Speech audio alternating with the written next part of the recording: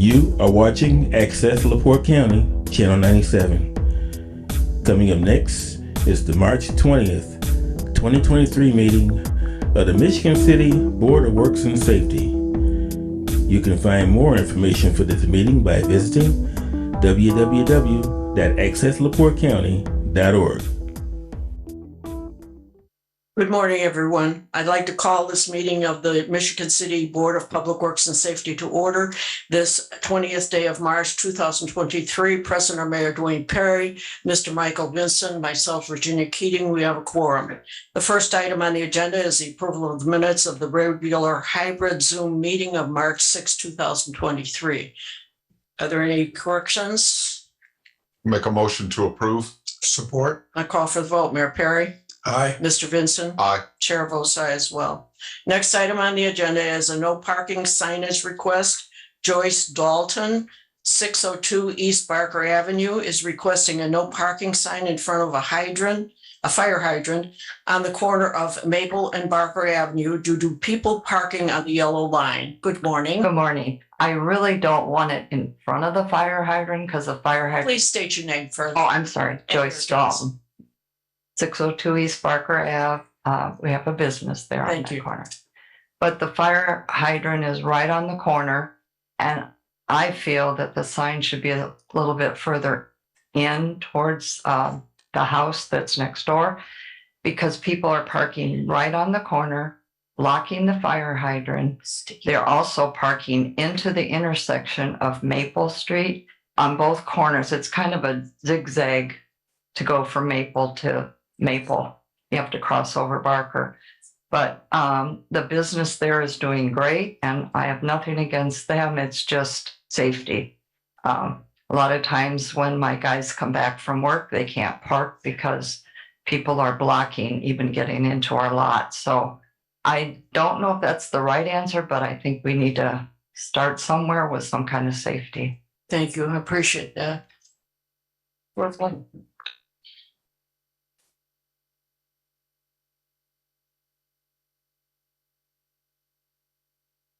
Good morning, Corporal Brian Wright, Commander, Michigan City Police Department Traffic Division. With what Ms. Dalton's speaking about is the Up and Smoke business that's there at the corner of Maple and Barker, and they do have some limited parking for the business, and they are parking in the roadway.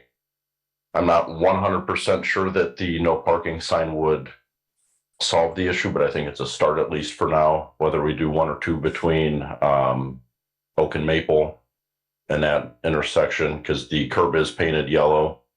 And I can ask for our shifts as well to start being more proactive in enforcing the no parking in that area as well if there's signs placed up. Okay, so you're recommending installation of that sign? Yes. Okay, all right. Is there any public comment?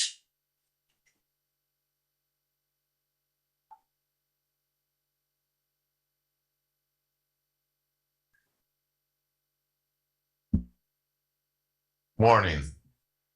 Paul Przybylski, 1716 Washington Street. Good morning. I wholeheartedly, I am in support of this because that whole section has a problem. And at some point in time, not only does that issue have to be addressed, but widening that street needs to be addressed because people are parking up on the sidewalk continuously where the businesses are at. Thank you. Thank you. Is there any board comment? None here, Madam Chair. I'll make a motion to approve sign placement. Support. Then I'll call for the vote. Mayor Perry? Aye. Mr. Vincent? Aye. Chair votes aye as well. And thank you both. Next item on the agenda is for informational purposes only.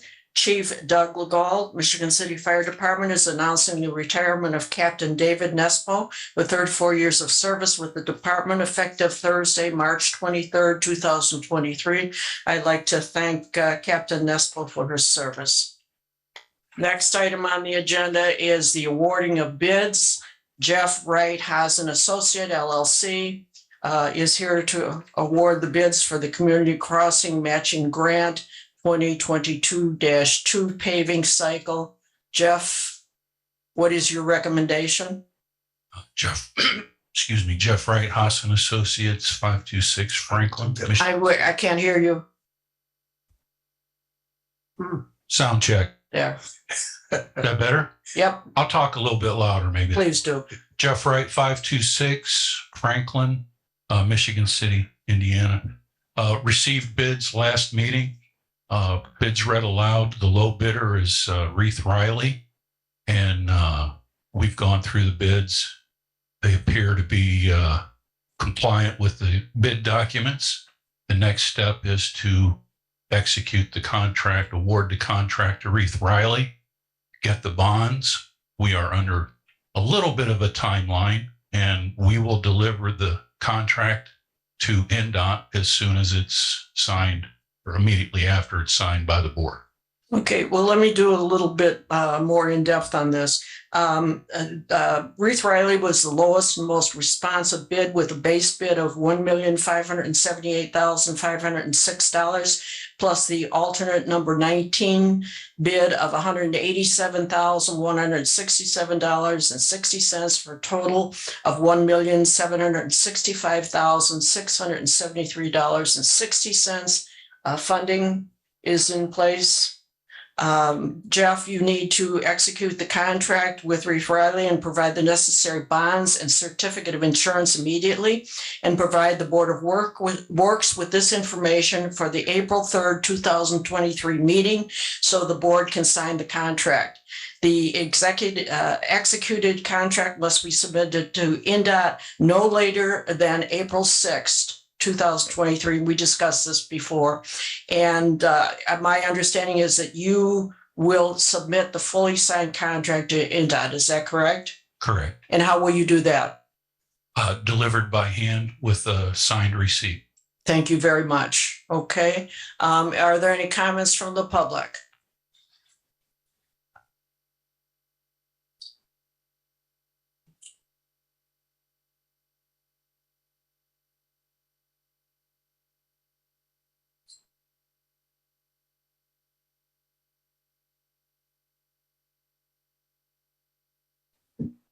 Morning, Board. Paul Prespolinski, 1716 Washington Street, Councilman, Second Ward.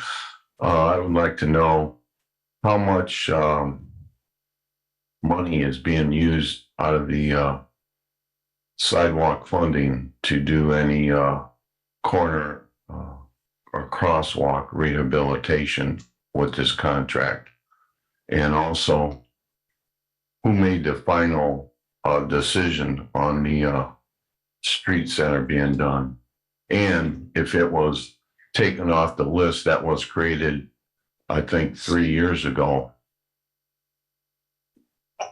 Jeff, did you want to make a comment? No funds from an appropriation for the sidewalk for a sidewalk project or repairs have been incorporated in the CCMG project. The CCMG is a standalone. We evaluate sidewalks, markings, pavement, everything between the right-of-way lines, and we do that under the CCMG. Any sidewalk funds that are available is separate. That would be a separate contract. Okay, all right. Any other comments, Jeff? I forgot the other thing that I was supposed to address. Well, I don't know if Mr. Wright can address it. I wanted to know where the streets came from, because there's a deficiency in the Second Ward again. Okay. To the best of my knowledge, I think for clarity, I think everybody in the public should understand I'm the former city engineer, and I've been gone for a while, at least a year.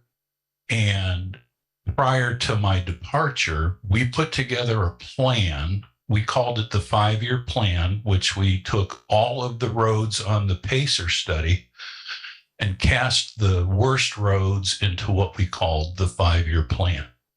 And the the simplest explanation is we just started chipping away at that list and that plan, starting at the top. We took roads and streets out of 4 wards at a time, rotating the wards around. The purpose of that was to try not to bounce the contractor all over Michigan City trying to get paving done in each of the 6 wards. So we reduced it to 4. So each year, 4 wards would get paving. And then, like I said, we pulled off streets off of the top of the list. The original list included streets from 4 wards, of which Ward 2 was part of that.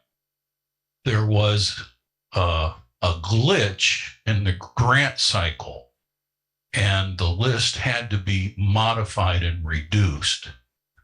And the city controller and the GIS personnel picked up the ball in my absence and submitted the original submittal that was made a year ago. I know that's a long, convoluted explanation, but they submitted streets that were appropriate to be submitted a year ago from a revised, smaller list of streets, is basically what happened. Thank you for your help there. Well, go ahead. Morning. Morning, board members. City Councilman at Large, Don Probolinski, 215 Gardena Street. And I kind of walked in, as you can tell, at the very maybe end of the discussion from the board. But a question I have is with the sidewalks. Okay, and I know that a list, and since Mr. Wright is here this morning, and I don't know how this is going to be done this year, but if you remember, Mr. Wright, you had asked city council members to submit a list to you for sidewalks that they wanted repaired in their wards and in their areas. And that was done 2 years ago. Those sidewalks, I submitted a list. Councilman Paul Przybylski submitted a list. And Councilwoman Tillman submitted a list. And if we're going to start forward, hopefully this year, repairing the sidewalks, well, my question is, do we have those lists that were submitted to you? And because I believe if the councilmen did the work, council people did the work in submitting the list, then those sidewalks should be the first ones done out of the $100,000 that was appropriated this year to repair sidewalks. So I would just like to know if you can answer that, Mr. Wright, how the sidewalks are going to be determined, how they're repaired this year. Correct. Just exactly like you said, Councilman Don, Councilman Paul, and Councilperson Tracy submitted a list of sidewalk locations to be repaired. We threw those into a spreadsheet, and even subsequent to those submittals, other locations have been called in by the public, and I just kept adding those to that list. And we were just going to start, as the city engineer, I was just going to start pulling those off of the top of the list, kind of like a first come, first serve kind of situation, but I can handle them. I do have the list. Okay. Up until the point where I left over the 15. Excuse me. All right. Before us right now is the awarding of bids for the community crossing grant. Okay. We're not discussing sidewalks and any of those other things under this motion right now. Okay. Okay. If you want a workshop to discuss this, that's fine. We can set that up. But for the purposes of this meeting, we want to just go ahead and proceed with what we're dealing with on our agenda. Okay. Thank you. Thank you. Madam Chair, if I may make a comment, certainly it's not going to be about sidewalks. But in reference to what Councilman Paul Przybylski, the second ward, said about the list. The streets were selected strictly on the PACER system, starting with the worst streets being done first. There's no partiality whatsoever in this selection. I did not take part in it, which is obvious by the enormous pothole I have in front of my house. But that's how we've been progressing. And in reference to this, Madam Chair, this is part of CCMG here. In reference to somewhat to the sidewalks, when we, as I believe you recall, when we do select a number of streets to do in a CCMG, all sidewalks within that range of streets that need repair, they get repaired. So some sidewalks will be repaired with each phase of CCMG as the street work is done.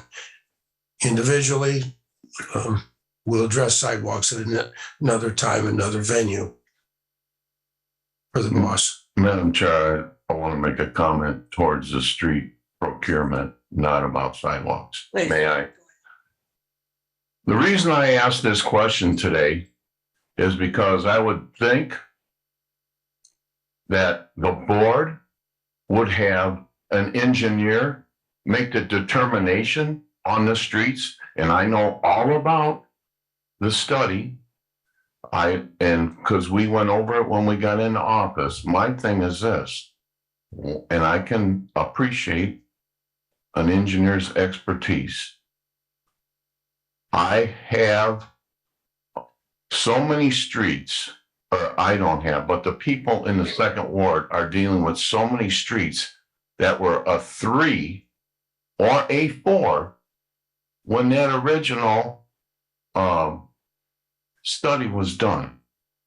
And I don't think the controller or somebody from IT should be making the decisions. That's what I'm bringing to the board. Thank you. Thank you. All right, let's proceed now. Before us is the issue of awarding of the bids. Do I have a motion? Make a motion, we approve. Support? And call for the vote. Mayor Perry, Aye. Mr. Vincent, Aye. Chair votes aye as well. Thank you all. Next item on the agenda is insurance renewal. Charles Keene, General Insurance Services, is requesting the approval of the special events insurance policy to be in effect from May 1st, 2023 to October 31st, 2023 to cover general liability for the city's 2023 farmers market. Good morning. Good morning, Board. Charlie Keene, General Insurance Services, here today to seek approval for the special event policy for the farmers market. The policy is 6 months, basically from the start to the end of the farmers market season. Primary liability, each occurrence limit is $1 million. The aggregate is $2 million.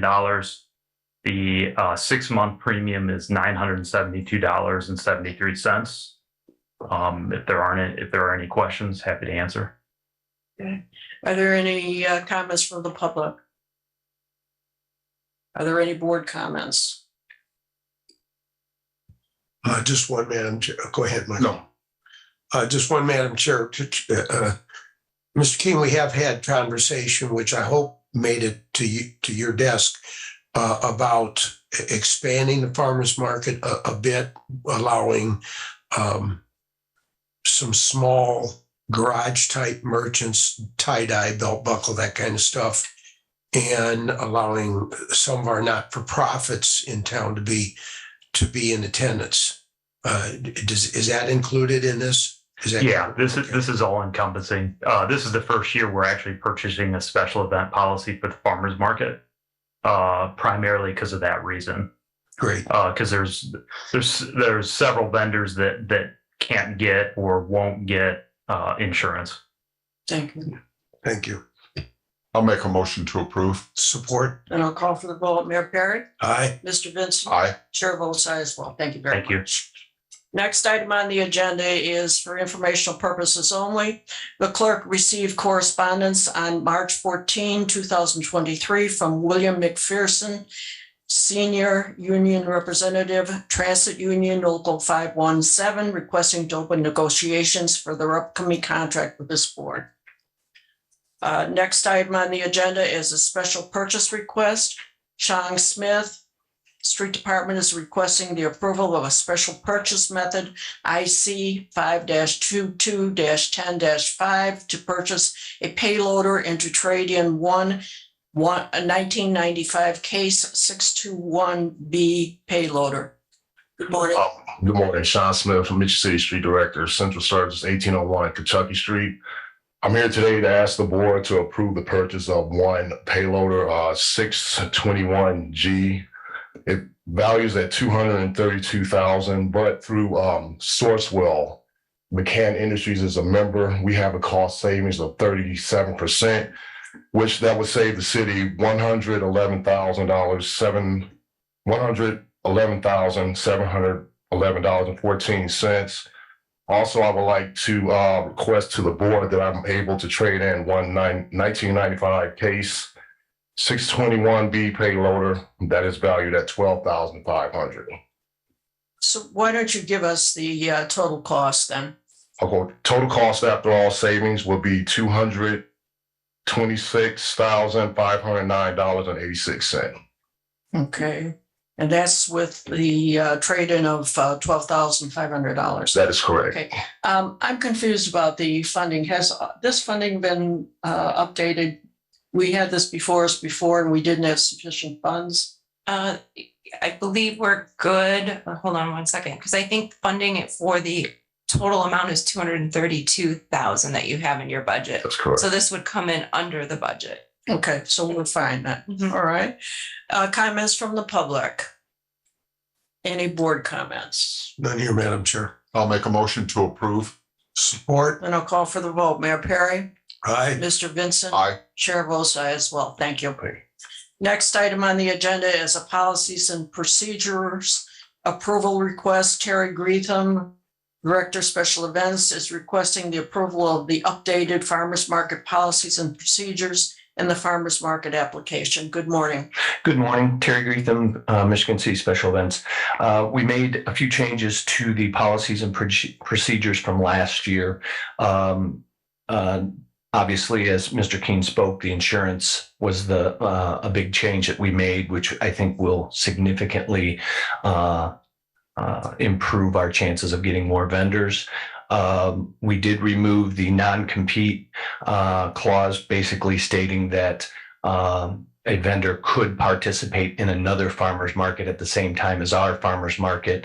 I don't have a problem with them if they want to be in LaPorte at the exact same time as us, if they're large enough, as long as they're here. That's all I'm really concerned about.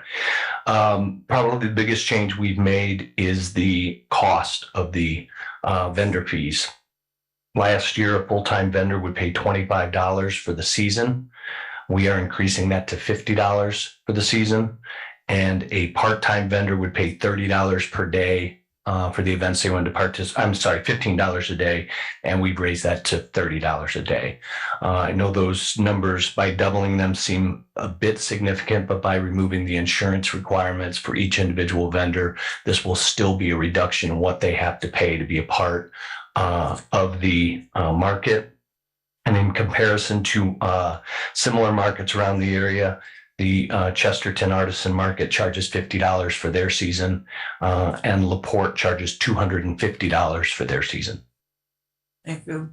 Are there any comments from the public? Are there any board comments? Motion to approve. Second. I'll call for the vote. Mayor Perry? Aye. Mr. Vincent? Aye. Chair votes aye as well. Thank you for Thank you. adjourning. Next item on the agenda is a request for street closure. Tracy Levy, Squad American Legion Post number 451 is requesting to close Washington Street from May Avenue to Squad Legion Avenue to Franklin Street on May 26, 2023 at 9 a.m. through May 29th at 12 o'clock p.m. to display the Gold Star Wall event. And I think we've had this event before. Corporal, did you want to address this? Is there anyone else who wants to address this?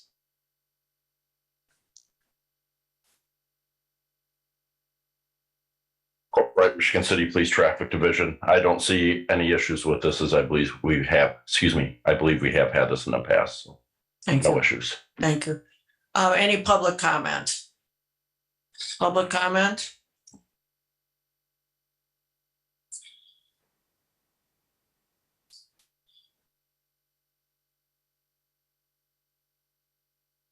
Paul, excuse me, Paul Prespolinski, 1716 Washington Street. I fully support this street closure for Scott American Legion. They have been doing a lot of fundraising and other events down there, and the home membership is very active. So I think it's a good thing for the neighborhood. They're good neighbors, and I don't think it's a hardship for the community. Thank you. Thank you for that. Any board comments? Madam Chair, just one. I also support this.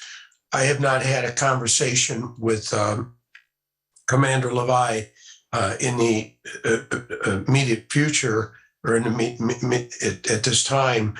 In the past, the Gold Star Wall has been on display inside Ames Field.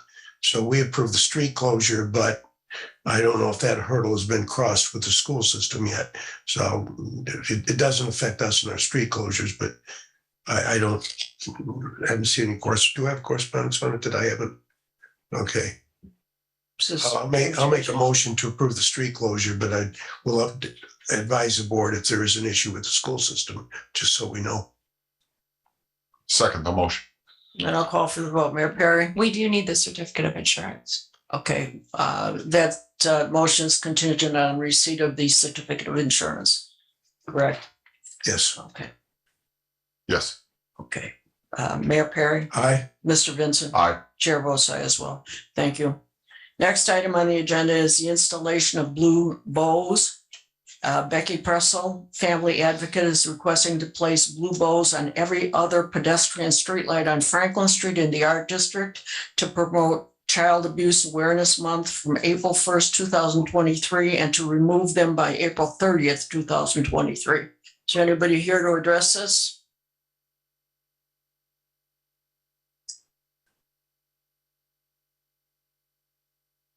Sean Smith, Michigan City Street Director. This is a yearly event. We done it for Miss Becky last year. We shouldn't have an issue this year as far as installing the blue ribbons on the decorated poles, lamps down Franklin Square. Thank you. Any public comment? Board comment?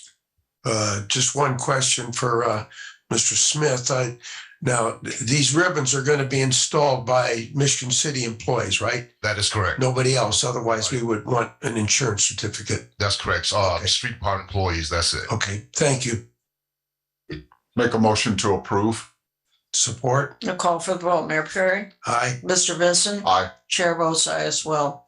Next item on the agenda is a street closure request. Sean Rathbun, Notre Dame Catholic School, is requesting a street closure on Moore Road to Lakeshore Drive for the annual Notre Dame Catholic School St. Patrick's Day 5K run from 7:45 a.m. to 10:30 a.m. on March 25th, 2023. Is there anybody here to address this?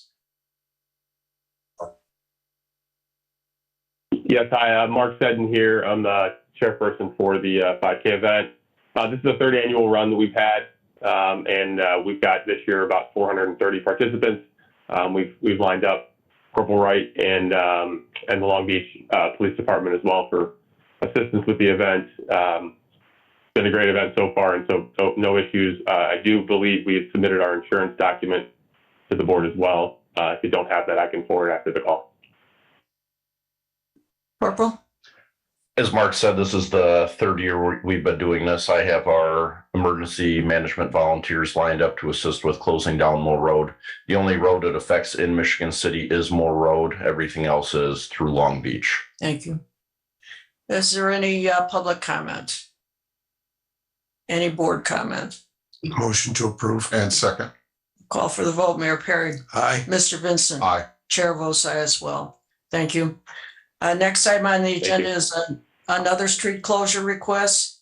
Kevin Kegmine Walsh Herzog is requesting a street closure of Green Street and Chicago Street intersection starting on April 3rd, 2023 for 6 weeks as part of the Nick D double track project.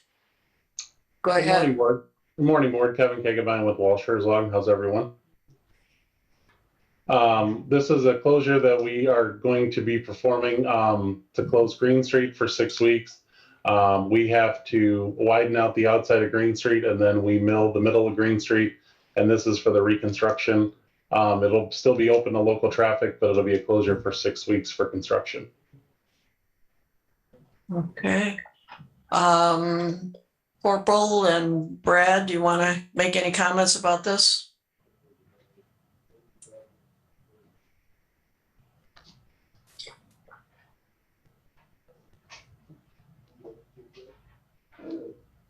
Brad Minnick, Premier Engineers. They've been very cooperative so far, and I expect with weather, as long as it holds out, they'll be able to meet the schedule.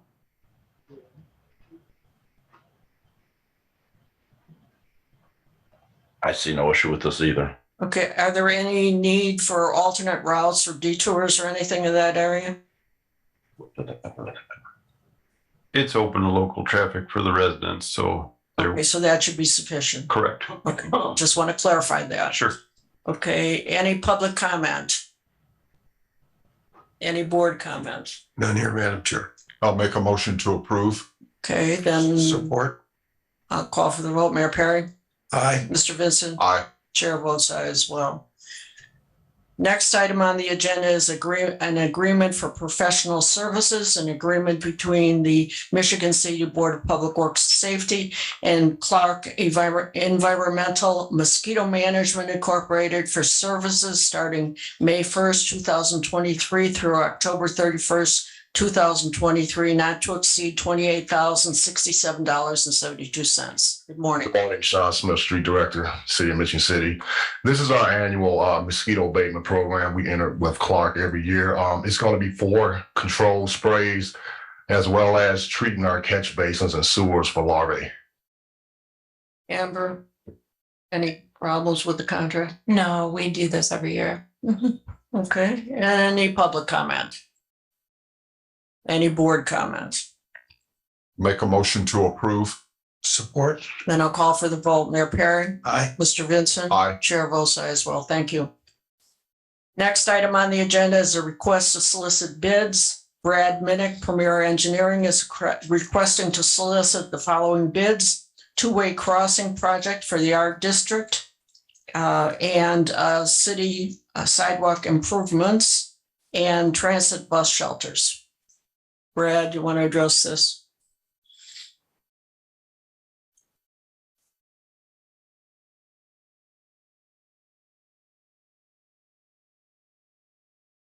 Good morning. This is just a follow-up on last month's meeting that we're moving forward with the bid process for the Franklin Street project. Other elements are that, as you mentioned, the transit bus shelters and then also sidewalk improvements for Franklin Street. And if you recall, this also had Buffalo, Elston, and Manhattan Street conversion in response to the Nick D double track project. So we're bundling it all together into one project. Okay, thank you. My understanding is that we do have proof of funding from the controller's office. Is that correct? Okay, we have bus shelter funding of $135,625, and the two-way is $100,000. Is that right? Am I saying that right?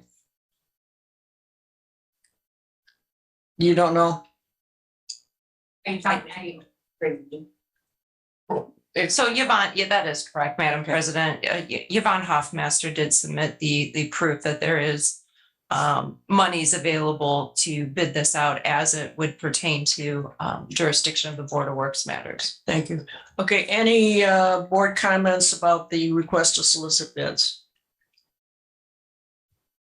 Just one, I don't want to muddy up the water, but you said 135,620 on 135,625. 25, and how about is that all three of them? Or? No, bus shelters are 135,625. And the two-way crossing is 100,000. Okay, thank you. And this is just to solicit bids, okay? I'll make a motion to solicit bids. Support. I'll call for the vote. Mayor Perry? Aye. Mr. Vincent? Aye. Chair votes aye as well. Did you want to say something about this? Yes, I did. Well, go ahead. Come on. Come on I up. already got that public comment, right? Oh, well, we were just going to solicit bids. Did you want to say something about that? Point. Okay, go ahead. Make a point.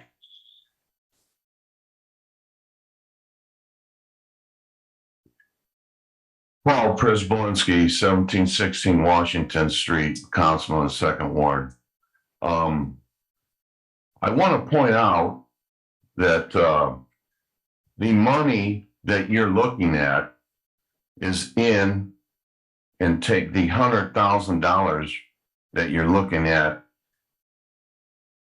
Yes, there is funding in that sidewalk plan or in the monies. And it's underneath the engineer account of 2235-114-443-031. And my point is on your affirmative from the controller's office that this money for capital improvement sidewalks is coming from account 2235-114-443-031. And it says right on this affidavit for a vendor, the Northside TIF will fund $200,000. This fund is not budgeted. It is managed as a non-reverting fund, and there are ample funds to cover the redevelopment commission's commitment. The purchase order was produced, blah, blah, under the tax rates. But this is what I'm getting at. I'm here also to know you're taking money out of the engineering account. So more or less, there's going to be no money in there to do sidewalk repair in the city of Michigan City, that $100,000. That's the point I want to make. Okay. And that, You have and to that's take this not, up with the controller. why am I bringing that up to the controller? She's asking you guys, she's telling you guys you have the money. The point I'm making is that there's not going to be no money left to do other sidewalk repairs in the city of Michigan City. Because this is funded. That's what I'm saying. Thank you. We've already voted on this issue. The next item is. Okay, go ahead. Thank you. City Councilman at Large Don Przybylski, 215 Gardena Street. And I know that I'm one of the proponents to have sidewalks done in the downtown area and the corner bubble pads for the ADA accessibility. And I'm glad that the board is looking into that and we're going to get that done. However, the funding mechanism to me is also that this money should be coming out of the North End TIF district rather than the $100,000, if that's correct, out of the sidewalk program that the city has. Because that money should be going into neighborhood sidewalks. We've, and just like I said earlier, submitted a list, and there's been a list submitted from the 3rd Ward, 2nd Ward, and I just walked up and down Gardena Street in Wilshire in my neighborhood, and I can guarantee you there's more than $100,000 worth of work and just in those 3 wards that were submitted. So now we're gonna strip, if this is the way it's gonna go, we're gonna strip the money out of those neighborhoods and that work that was submitted 2 years ago to the city engineer at that time.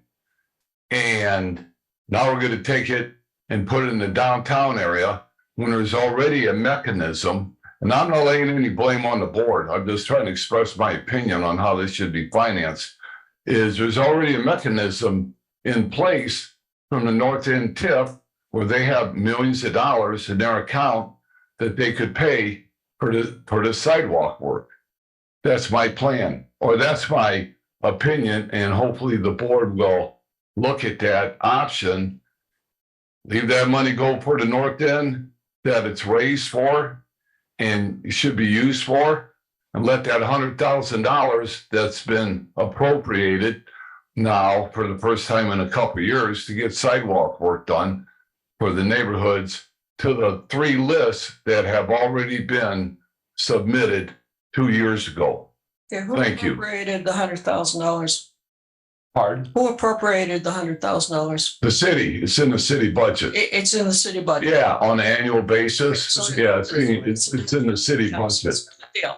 So it didn't come before us. Nobody asked us any questions about it. Yeah. Correct. Okay. All right. Point of clarification to the board, a point of clarification. That money was allocated out of Riverboat money in the budget for this year, under the auspices that it would be for neighborhood sidewalk repair. And just like Don Przybylski, Councilman at Large, said, the North End TIF has plenty of money to take care of this. This is a slap in the face for the neighborhoods of Michigan City.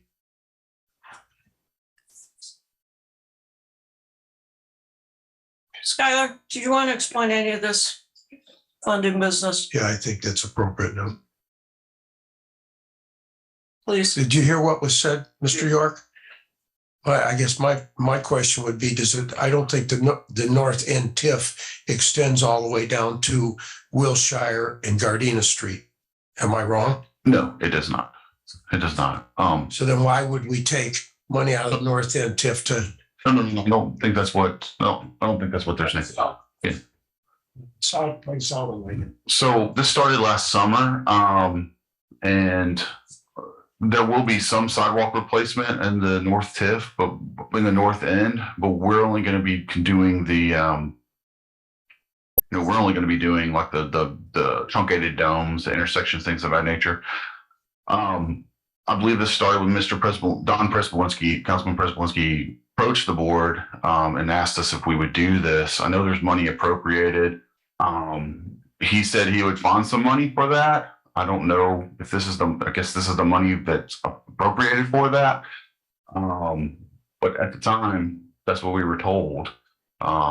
So I guess we're just looking for, from the North End, we're going to put some money into it, but I think they want a commitment from the city as well, at least the redevelopment commission. I think that was why they voted for it in the North End. So yeah, this is the money appropriated for it though. So would it make any sense to pause this, redo your motion and table it and wait for the controller's office to sit back and advise further about finances on it? I think that would probably do, but if it comes back and, we could always go back to the redevelopment commission and ask for an extra $100,000. Right, because we're time limited as far as the bidding process goes. So. Yeah, we can go back to the redevelopment. I'm okay with that. So after the fact, we'll go ahead. Yeah, we can go back to them and ask them for, yeah, I don't see why we shouldn't, why we couldn't. Do we want to put this on our pending items list so that we don't lose track of it, or what? Well, I think you need to redo your motion now, that you approve this subject to redevelopment paying for. I don't see how we can do that. We can approve it because we need to get this done. This project's supposed to be done by Memorial Day, so we need to get these bids taken care of. Madam That's Chair, a tradition. I have a question. If I may, as a Board of Works in our motions, are we motioning for the project period? Or are we motioning for the funding and where the budget comes from and all the dollars spent? At least when I make the motion to approve, I approve the job in general, not where the dollars are coming from. Correct. Point of order, I would say, Chair, point of order, if I may, Please go ahead. is that if a motion's made that you're going off the information that you're given, so it's my interpretation as also being chair at one time of the Common Council, that motion is intent.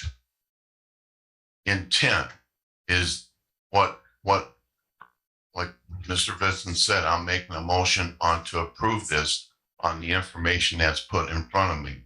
So I would think that you would make a motion to table, because once you approve this, because you're acting on the information that was submitted to you by the Controller's Office. Thank you, Madam Chair. If I may, just more details in my own mind. The information that we were given was, here's the project, here's the bids, funding is available. It's not funding is available from bucket A, B, or C. That's right. Funding is available. Where it comes from, I don't think is pertinent to the motion. Right, that's a side issue. The squibbling over whether the funds should come from here or there is a side issue. It has nothing to do with the existing motion. Yeah, and once we get our bids back, it comes back before you guys again to be awarded at that point in time. It'll get bidded, it'll get bid out, bids received, come back before this board and redevelopment commission for approval of award. Because it is in your right of way, it is your infrastructure that's being funding from us, infrastructure for you guys in your right of way. So redevelopment is actually receiving the bids and will be opening the bids, and before awarding it will come back. Absolutely, we have to come back before you guys. Absolutely, yeah.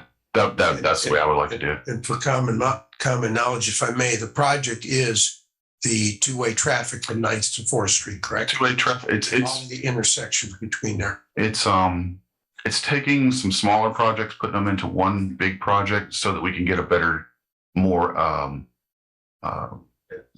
advantageous bid. Okay, so they aren't very attractive bids, and they're going to be expensive when you break them apart.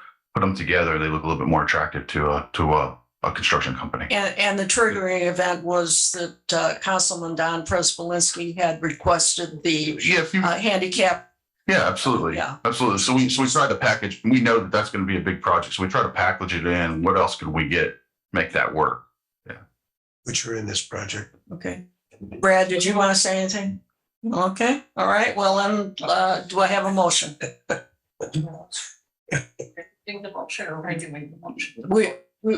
Have we finished it? Oh, yes, we have. Yeah, I'm sorry. You got me confused. Next item on the agenda is a pedestrian safety issue. Don Prespolinski, councilman, is requesting 2 telephone poles to be inspected that are located on the east side of the intersection of Buffalo and Harrison Street and are leaning over the public right of way. Good morning, Don Prespolinski, Councilman at Large, 215 Gardena. Yeah, it's very simple, very observant. If you go to the corner of Harrison and Buffalo Street, on the east side of the intersection, there's 2 telephone poles. They're not NIPSCO poles. There's no numbers on them, no silver tags. They're telephone poles that have telephone wires hanging on them. They're leaning at a 25-degree angle instead of being straight like poles are supposed to be. They're like that. There's 2 of them right in a row. The residents have notified me that they're concerned that one of these days the poles are gonna fall over, or possibly fall on somebody or fall on a car, and we'll have a real issue then. But I just want the city to check them out and see what the issue is with them. They need to be replaced or be supported up somehow, but that's the concern. Thank you very much. Thank you. Public comment, board comments. Madam Chair, I will take responsibility for that. I have some limited knowledge from my career that what you're describing, Councilman, is commonly known as creep. It happens throughout everywhere. As the earth moves, these poles lean. A pole that's 20 feet high or less is normally embedded in the ground 4 to 5 feet, where a pole that's higher than that, like I think the ones you're talking about, are embedded 6 to 8 feet. So they have a good foundation. Those poles are inspected. I looked at the poles. I didn't realize that's the area you were looking at. I looked at the poles on the east side of Franklin Street along Harrison, and those poles were just inspected a year ago. What they do when they inspect is they bore into the pole right at grade and take a sample of the wood inside the pole. If it's rotted, then the pole's replaced, because that's where the pole will snap off. And all the poles on the east side checked out, but we'll certainly get that done on those. How many are there? Two poles on the west side. Yeah, there's 2 poles at the corner, as I explained earlier. But if you even go to the west of the intersection, and I think what's probably maybe causing some of the problem, there's a tree there that has these wires running through it, but there's no telephone pole there. And you can see where these wires are leaning to the north inside of this tree. And I think that may be some of the problem, that these wires are starting to pull these poles over also. So yeah, whatever, I would just appreciate if the city engineer or whoever is going to check it out from the engineering standpoint and notify the telephone company who owns the poles, if that's who owns them, to have and let them come out and check them out also, so they're aware of the situation. Just not the city's aware of it. The company that owns those poles is aware of the situation. Thank you. Thank you. Brad, did you want to make a comment? Sure. When I saw this come through on the agenda last week, I contacted NIPSCO and they went out and checked the poles. They said they're not theirs. They belong to AT&T. When I went out there this morning to visit the poles, I took off 2 NIPSCO tag numbers on real small tags, and I sent those back to NIPSCO. And in terms of ownership, there was nothing to denote it as an AT&T pole. So I asked NIPSCO if they had contact for AT&T, because the contact number on the pole is just an underground located. It doesn't give a number for AT&T. So my suggestion would be to table it for the next meeting. But as I hear back from NIPSCO with a contact, hopefully a contact from AT&T, I can get in contact with them. NIPSCO did say they thought that AT&T was aware of the issue, but I don't have anybody from AT&T to confirm that with. So I'm working towards that end with the poll numbers. Thank you. And I observed the same thing about the overhead lines hanging up in the trees in effect. So Thank you. I appreciate that for doing that. Do I have a motion to put this on the pending items list? So moved. Support. A call for vote. Mayor Perry? Aye. Mr. Vincent? Aye. Chair votes aye as well. The next item on the agenda is an agreement for landscaping purposes. The Servicescape LLC is requesting approval of a contract for landscaping services to begin April 1st and to end at the end of November 2023. Good morning, Board. Sean Smith, Street Director. This is also an annual service that the city gets from Servicescape. It's landscaping requirement needs. Servicescape has been like the lowest responsible bid quote. They're going to do 4 locations, Wabash to 11th Street, Franklin Square. They will also do Franklin from 11th, I believe it is, to Cool Spring. The only difference this year, Servicescape is going to handle a lot of the noxious weeds and the planters at Westcott Park. That would be the only new addition. Okay, Thank you. I'm glad that's been added. Any public comment? Any board comment? Make a motion, we approve. Support. I'll call for the vote. Mayor Perry? Aye. Mr. Vincent? Aye. Chair votes aye as well. All right, the next item on the agenda, we're going to have 4 hearings on orders to demolish. Those properties are 912 Martin Luther King Drive, 207 Hendrick Street, 425 North Woodland Avenue, 925 West 7th Street.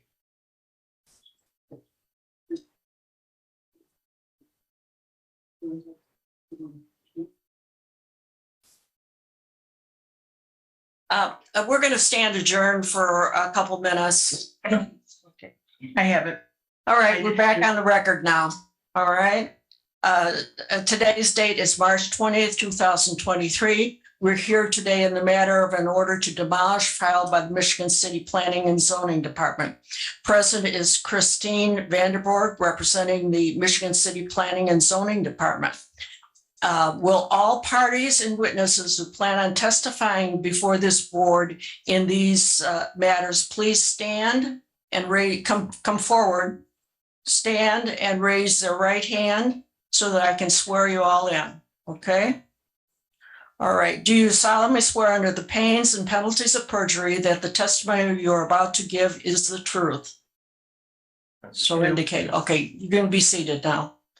I will now explain the procedure that we will follow today in this public hearing, and then I will proceed with each hearing. There will be a separate hearing for each property in the order. Each is listed on today's agenda, so please listen carefully. These matters come before this board on the request for affirmation of a notice in order to demolish issued by the Michigan City Planning and Zoning Department for each individual property. The Michigan City Planning and Zoning Department are the petitioners in this matter, thus they will present any evidence and testimony to this board first. Each property owner listed on today's agenda is the respondent, and after the petitioner presents his case, each respondent property owner will present any additional evidence and testimony. The petitioner will be given the opportunity to present rebuttal evidence. The petitioner, the respondent, and any witnesses called must clearly state their name and address for the record at the start of their testimony. After each witness testifies, the opposing party may cross-examine that witness. After all evidence is presented, both parties may present their final and closing statements. This board is vested with the authority of either affirming the notice and order or reversing the notice and order. This board may render its decision immediately upon conclusion of the evidence or take the matter under advisement and render a decision at a near future meeting. This board shall render findings of fact relative to its decision, which shall be reduced to writing. If the board sustains or modifies the notice and order, it shall be deemed an order. Now, I will now open the public hearing on the first property, which is 912 Martin Luther King Drive, and the owner of record is Bonnie C. Bennett. Okay, go ahead, identify yourself. Hi, good morning. Christine Vanderborg, City of Michigan City Inspection and Planning Department. Our first property is 912. Also identify who else is present at this hearing right now. This gentleman. Identify yourself, Can you come to please. the record, please? I was going to have him do that when he testified. Okay. I can't. Come on. Yeah. Hold on.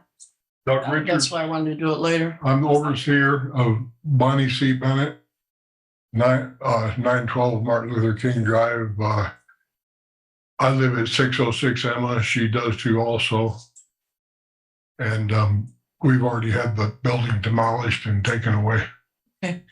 Well, let's just go ahead with presentation, please. Thank you. Just take a seat. Hi, good morning. Okay. Bonnie Bennett is the owner. The property has been vacant at least since 2017 that I know of. As far as persons I gave notice to was Miss Bennett herself. All the person who was notified by first class, certified, and publication. That publication went to the LaPorte County Herald Dispatch on 3/9/23. All correspondences were signed and returned to me for a certified and a U.S. mail. Affidavit of publication I'm going to present to you.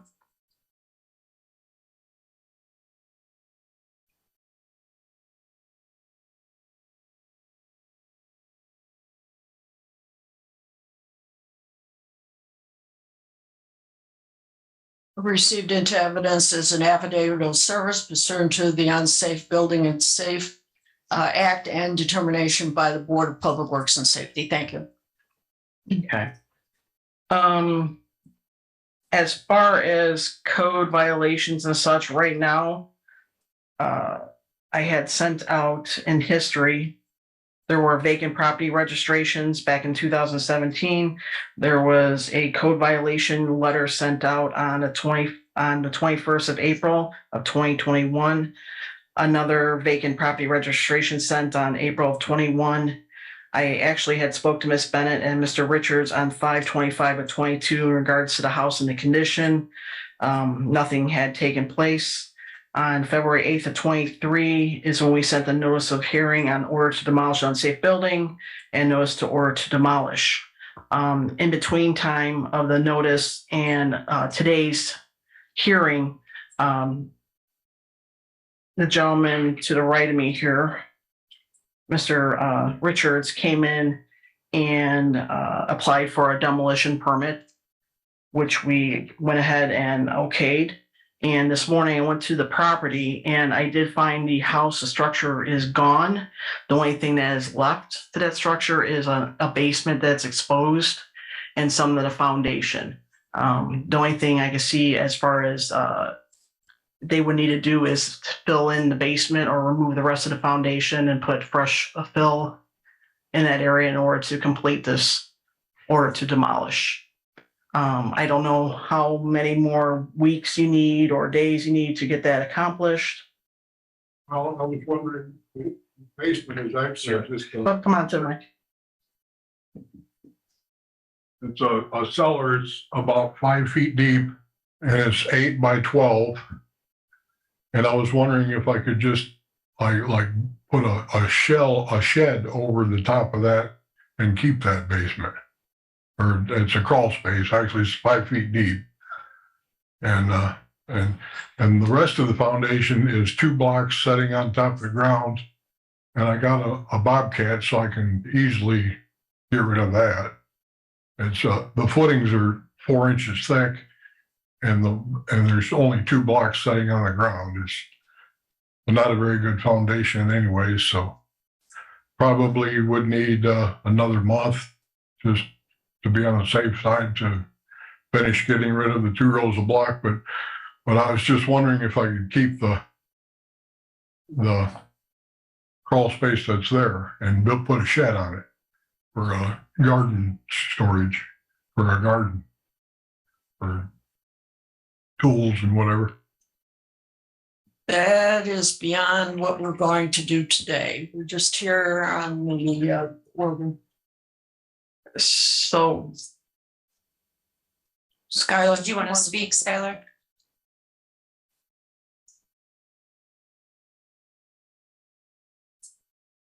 Good morning, board. Just to address the shed issue, that's a zoning issue and you can't put a shed on it. You have to have a primary structure to put a shed. A shed is an accessory structure. We don't allow those without a primary. So it all really needs to be removed. And then the basement's going to present a hazard if a child gets in it, it fills up with water, et cetera, et cetera. Those are dangerous. So it all needs to be removed and then filled. I think we have a standard for pack, spill, things of that nature. That's how we would demolish a building, just so you know, for the public record. And capping sewer, et cetera, things of that nature.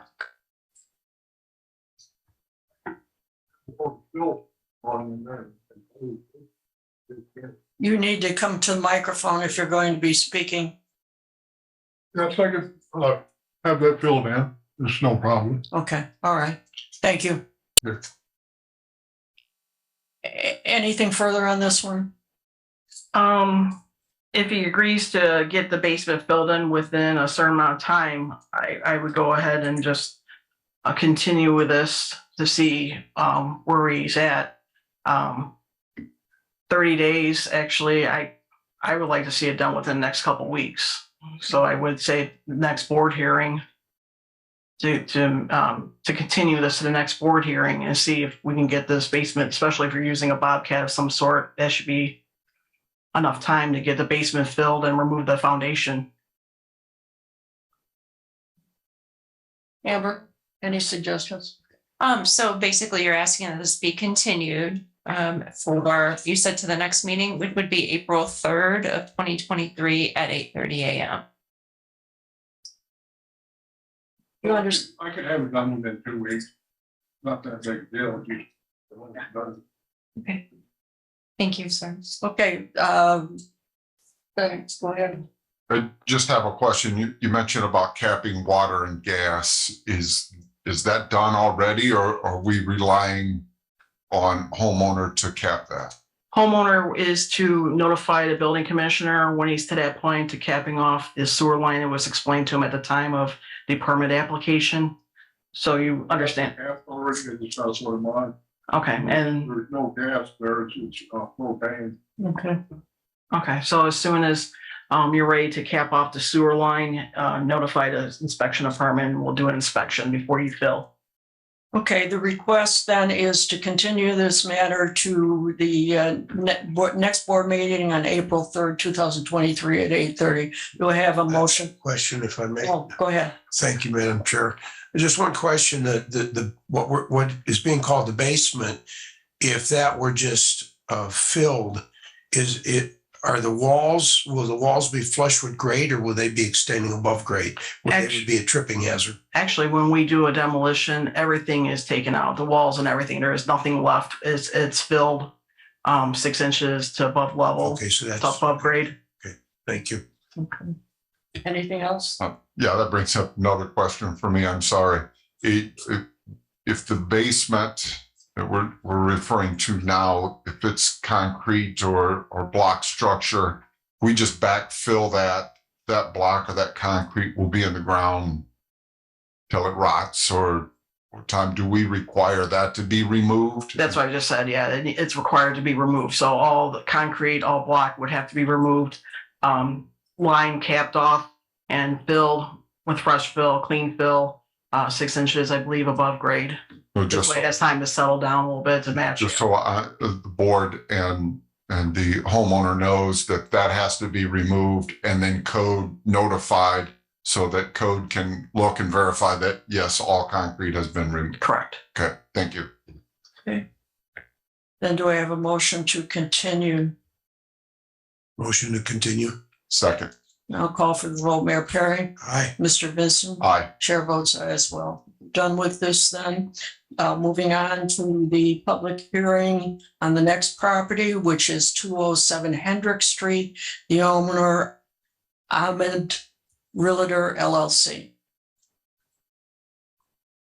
Is there anyone here? Okay, just why don't you just go ahead and state your name so we know who you are? Michael Becerra, 3012 Hess Drive, Highland, Indiana. Would you please spell your last name? B as in boy, Ecerra. Thank you. Please be seated then. Christine, please identify yourself and proceed. Christine Vandenberg, City of Michigan City Inspection and Planning Department, Code Enforcement Officer. We have here is 207 Hendrick Street, City of Michigan City. Deeded owner is Ahmed Realtor LLC. As far as history, this house has been documented for code violations since February of 2017, before this present owner has owned it. Property was sent a vacant property registration on 10/20 or 10/6 of 2020. And there was also a code violation sent 10/6 of 2020. Over time, we've been out there to issue citations for different owners. We've also had a court hearing and cause number 46D04-1807 OV 000048, order to remove abandoned cars on the property. The standing violations today are such that we have floors, walls, roof, windows and doors, stairs and porches, general exterior of the structure is not sanitary. It has several issues as far as not being up to building code. There's also accumulation of rubbish and garbage around the building. There was a notice sent to the owner on February 8th of 2023. I have not heard anything up till last week where an attorney had reached out to me in regards to as far as a hearing for today's date. As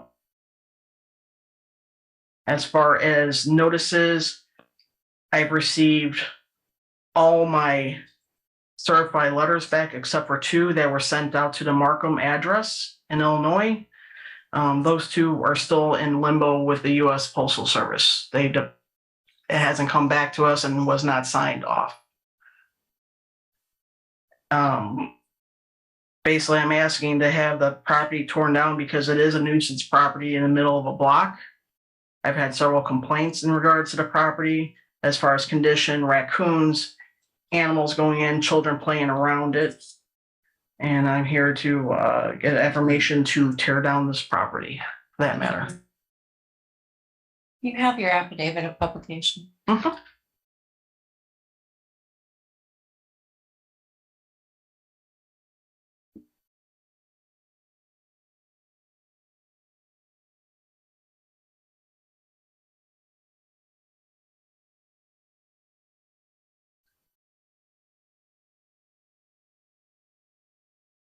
You may proceed. State your name and address, please.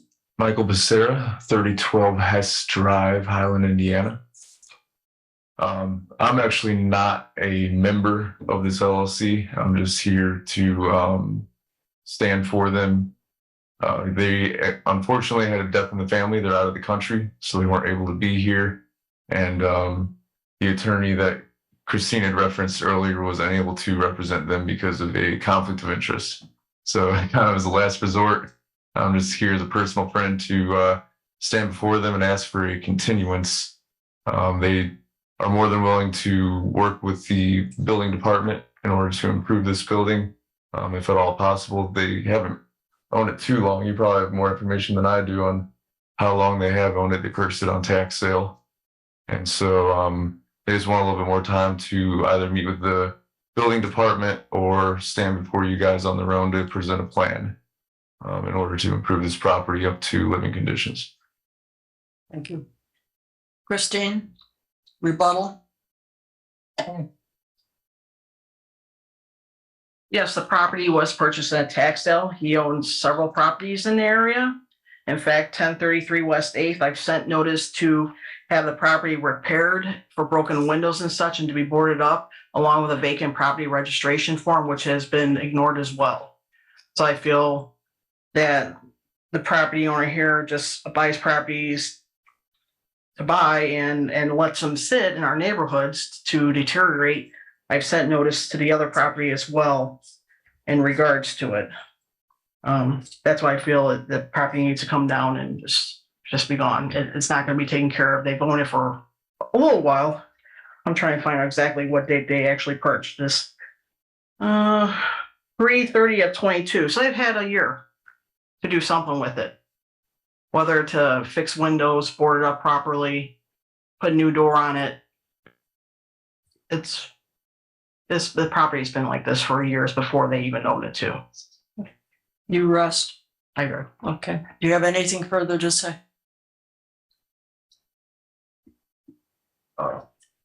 Just that I think they would really like the opportunity to at least be here in 2 weeks if we could have a continuance to then in order to present a plan. We're going to take this matter under advisement. Thank you. The decision will be made at a later time and it will be announced at our next meeting. Please proceed with the public hearing on the next one, which will be 425 North Woodland Avenue, please. Okay. So I believe the owner or interest is here. And who is that? Give me the owner's name. I have a Consuelo Tolson, but I have a Mr. Soren.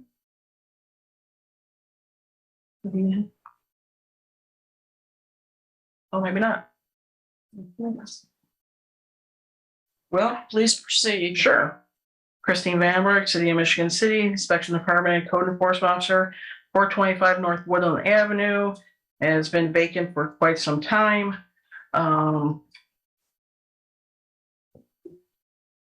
So we've contacted all people in regards to Consuelo Tolson, Solid Waste District of LaPorte.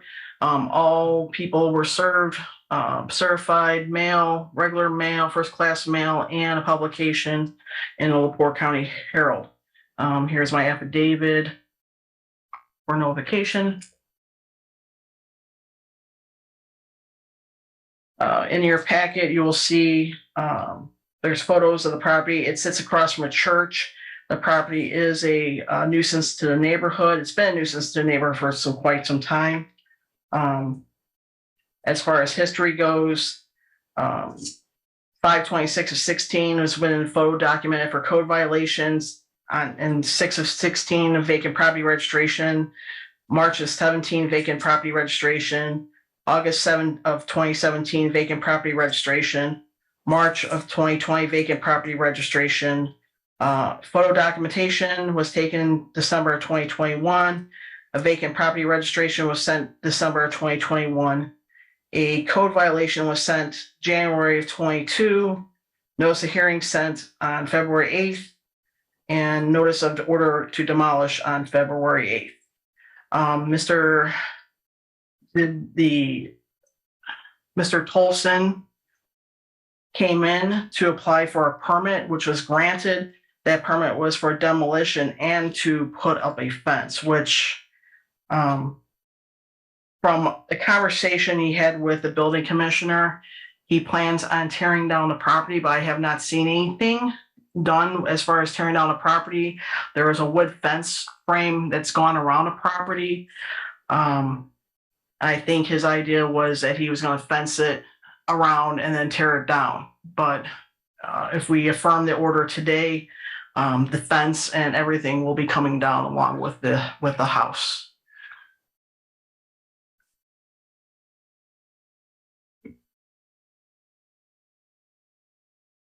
Okay, let the record reflect that the owner of the property at 425 Avenue failed to appear. This matter will be decided at a later time. We will announce our decision on at our meeting at April 3rd, 2023. Anything else you have to say? No. I'm not sure. He said it was coming. He said he was coming down, but I feel like that this property is just going to sit and nothing's going to be done with it. It's been an eyesore. It's actually a nuisance and a danger, especially with children going to the church during the week and stuff like that. I'm sure they have other activities out there and such. So I guess April 3rd is fine. We'll see if we hear anything more or see any more productions done with that property. And we'll go from there. Okay, well, then we'll take it under advisement and issue a finding on the 3rd of April. The next public hearing is for 925 West 7th Street. Please identify yourself and proceed. Christine Vanderwerk, City of Michigan City, Inspection Department, Code Enforcement Officer. 925 West 7th is owned by Housing Opportunities. Housing Opportunities was given this property in August of 2016. This property went before the Board of Works back in 2019. It was affirmed at one point, but it had expired after 2 years because of COVID. So nothing was being done during COVID. And when I realized that this was already affirmed, I was going to bring it for bids, it was already too late. It had expired a couple months after the fact. So I'm bringing it up to the board again here. Our housing opportunities was able to sell within its program parameters for over 3 years. Actually, it's been longer than that. They cannot sell per the agreement of LaPorte County. Housing Opportunities has requested demolition of a structure and plans to build a new house in its place. The funding is going to come from the CDBG funds, which will be reimbursed to the city of Michigan City for the cost of demolition. The house has been vacant for 2014. At one point, city to come around and removed all the vegetation at the request and of the neighbors and stuff to make it a little more presentable in the neighborhood because they've been living next to this house for quite some time. So I would move ahead to affirm the demolition on this property. The owner is more than willing to have this property demolished. He had sent an email from the previous demolition as well, and he's well aware. He's received all his notifications, and I have that affidavit as Please well. submit that, please. Okay, is there anyone here from Housing Opportunities? Then let's let the record reflect that the owner Housing Opportunities fails to appear at this hearing. Based on the information provided, the board will take this under advisement and issue a written order at our April 3rd meeting. Okay. This concludes all of the hearings that we had. Thank you very much. And now we'll proceed with the remainder of the docket for the board. Beginning with the payroll docket for March 10th, 2023. The city payroll has not been received. The claims docket of March 20th, 2023, municipal claims of $2,021,167.56. Health and life insurance fund, $367,849.20. CDBG, Community Development Block Grant of $13,792.64. And Workers' Comp Trust is $0. Total claims, $2,402,809.40. Do I have a motion to approve? Motion to approve as read. Support. Now call for the vote. Mayor Perry. Aye. Mr. Vincent. Aye. Chair votes aye as well. The next item on the agenda is the unfinished business pending items list. I note that there's nothing pending for today.